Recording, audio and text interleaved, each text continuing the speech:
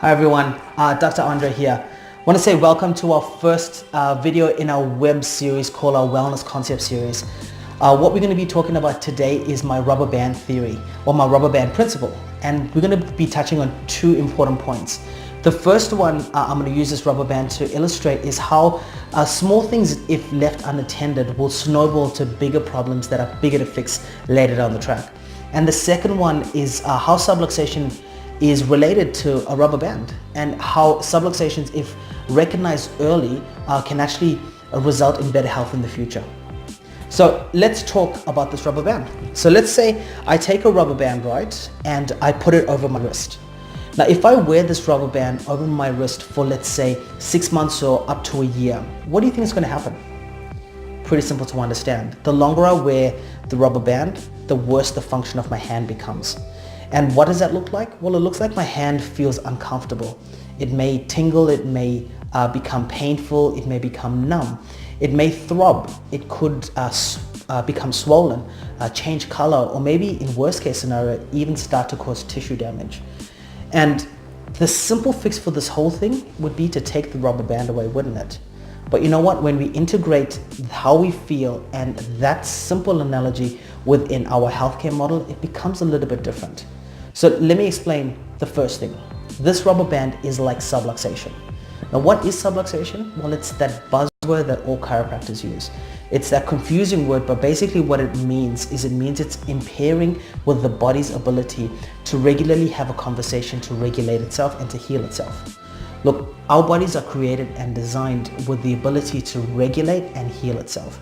And our brain and our nervous system is the master control system of how that works. See, our body is constantly getting information from the surroundings that we are in, and it gives that information up to the brain through our nerves. Then the brain takes all of that information, integrates it, and then passes messages down through those same nerves to tell the body what to do. But if we have subluxation, or if we have these rubber bands around and along the spine, well, it impairs with that normal conversation. Now, if we're having a conversation and it's nice and clear, well, it's working well, right? But if we have subluxation in there, the conversation now becomes clouded, and it becomes a bit more difficult to understand. And the longer and longer the subluxations stay there for, the worse and worse the messages become, and the conversation becomes more and more difficult to hear. As chiropractors, that's our job. We're here to make sure that we can make those conversations clear again, and we can take care of these subluxations well before they start to become an issue for our health. Now, let's just say these rubber bands or these subluxations are affecting the nerves that go to our digestive system, or maybe it's going to our things like our hormone centers, or it's going to the balance centers of our brain, or whatever that may be. The longer and longer we leave those subluxations here, the worse the function becomes, right? And as a result, the symptoms become worse as well. And so my challenge for you today is to think about subluxation from a proactive point. We want to get rid of subluxation before it starts causing symptoms. We want to get rid of them and figure out ways to quit recreating the problem over and over again, right? Awesome. But let's talk about how this rubber band could be an analogy for how if we leave small things unattended, it can become bigger problems in the future. Let's talk about how we look after ourselves. Now, let's say this rubber band is an analogy for our habits, right? Now that habit could be sitting for long periods and not exercising and moving enough. Well, if we do that for maybe 1 or 2 days, it's not that much of an issue, right? We can get moving again, and it's like taking that rubber band off. But the longer and longer we stay sedentary and sit for long periods, well, it starts to affect the health of our body. Now we know that sitting for long periods at a desk is actually damaging for our health. We figured out that it's actually twice as damaging to our health than what smoking is. And so they're calling sitting the new smoking. So here's my challenge. Think about what you're doing in terms of your movement. Are you addressing some of the negative habits that you have early, or are you waiting for your body to fall into symptoms before you start doing something about it? Are you addressing those small habits that are like these rubber bands? Or are you waiting for the rubber band or those habits to start causing so many issues that now it starts resulting in disease, or maybe conditions that are much difficult to fix later down the track?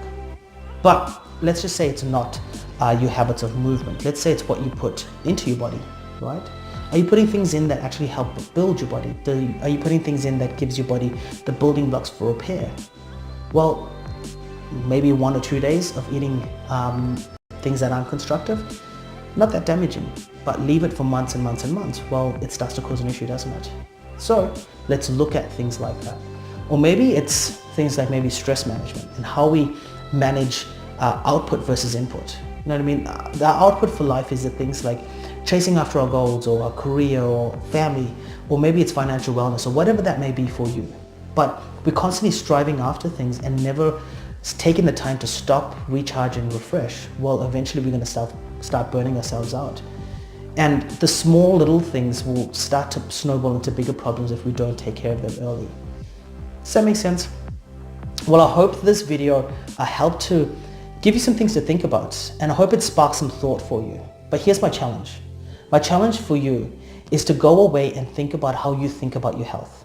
Are you someone who waits for things to go wrong?